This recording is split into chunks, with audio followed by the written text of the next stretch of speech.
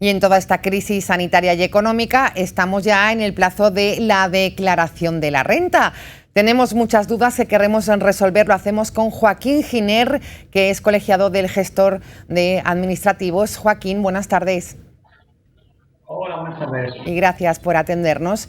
¿Han cambiado, Joaquín, los plazos para presentar la declaración por esto del coronavirus? Pues no, me temo que no. Los plazos continúan siendo los mismos. Como bien sabrá, el periodo de la campaña empezó el día 1 de abril y finaliza el próximo 30 de junio. No obstante, para aquellos contribuyentes que presenten la declaración de la renta y el resultado sea ingresar y quieran proceder al pago a través de la domiciliación en cuenta, el plazo de presentación se reduce hasta el próximo 25 de junio. No obstante, no descartamos que, estando en el estado de alarma, finalmente la Administración decida prorrogar el plazo de presentación. De hecho, nos consta que a través del Colegio de Gestores Administrativos de Valencia se ha demandado en multitud de ocasiones públicamente ampliar la finalización del plazo por lo menos hasta el mes de septiembre, pero para dotar de una mayor seguridad a los contribuyentes. Y de hecho, en esta misma línea se ha manifestado el propio sindicato de técnicos de Hacienda Gesta, que avalan esa ampliación del plazo para la presentación de la declaración. Intuyen, esperemos que sea así, pero todavía no se ha aprobado. Les consta que, me imagino, se está estudiando, porque claro, uno se pregunta, ¿me puedo acoger al estado de alarma para no presentar mi declaración?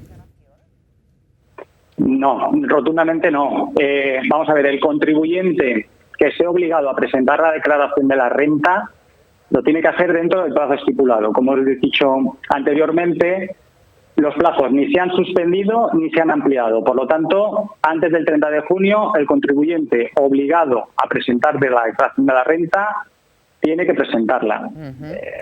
El contribuyente que decida no presentarla, evidentemente, tendrá una inspección por parte de la agencia tributaria con la imposición correspondiente de sanción, intereses, etcétera. Por lo tanto, el consejo es que, aun estando en el estado de alarma, las declaraciones se presenten dentro del plazo. Dentro del plazo.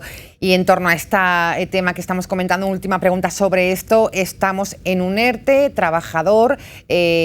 También tengo que hacer la declaración de la renta. No me afecta para la de este año, me imagino.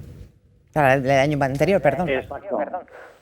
Exacto. Hay que recordar que la declaración de la renta de este año es sobre el ejercicio 2019. Por lo tanto, los trabajadores que estén afectados por un ERTE tendrán afectación de cara a la campaña del año que viene.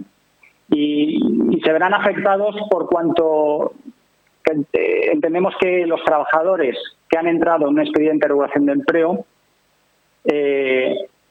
van a tener una problemática, por cuanto que los ingresos que hayan percibido por parte de la prestación de desempleo van a sumar como un segundo pagador. Por lo tanto, en condiciones normales, un trabajador que no ha estado en un ERTE no tendría obligación de hacer la declaración de la renta, pero por contra, al estar afectado por ese expediente de regulación de empleo, puede ser que sí que tenga obligación de hacer la declaración de la renta. La ley del IRPF determina unos límites en la obligación de declarar. Aquellos contribuyentes que hayan obtenido rentas de un solo pagador por importe superior a 22.000 euros, tendrán obligación de hacer la declaración de la renta. Los que hayan obtenido rentas por debajo de ese importe no estarán obligados a hacer la renta. Por el contrario, aquellos trabajadores que obtengan rentas del trabajo de dos o más pagadores, ese límite en la obligación de declarar de 22.000 euros se reduce a 14.000 euros. Siempre y cuando las cantidades obtenidas de este segundo o sucesivos pagadores se hayan obtenido importes superiores a 1.500 euros. Por lo que todo esto trasladado a la situación del trabajador que está en un ERTE, se va a encontrar con que el año que viene tendrá, por un lado, un primer pagador que será la empresa empleadora, que le habrá pagado unos rendimientos del trabajo, y por otro lado tendrá las prestaciones del desempleo que habrá cobrado del Servicio Público de Empleo. Por lo tanto, si sumamos los rendimientos obtenidos por la empresa empleadora más el SEPE y superamos en la cuantía de 14.000 euros, nos veremos obligados a hacer la declaración de la renta. Además, hay que tener en cuenta que el SEPE retiene una cantidad mínima del dinero que ingresa. Por lo tanto, no solamente vamos a tener obligación de hacer la declaración de la renta, sino que lo más seguro es que el resultado final de la declaración sea a ingresar. Caray, pues vaya situación. Esperemos que esto el año que viene se pueda modificar y que haya alguna petición también por parte de los gestores administrativos, ¿no? Exactamente. Por parte del colegio se está trabajando para intentar que o bien estas rentas percibidas del desempleo se entiendan que son rentas exentas y que por lo tanto no tributen, o bien que estas prestaciones del desempleo por los ERTEs producto del COVID se entiendan que el pago realizado por el SEPE no constituye un segundo pagador y que por lo tanto nos vayamos a la regla general del límite de la obligación a declarar por el importe de 22.000 euros. Queremos que les escuchen en este sentido y se modifique. Estamos en la renta de este año. Joaquín, ¿hay muchas novedades con las del año anterior?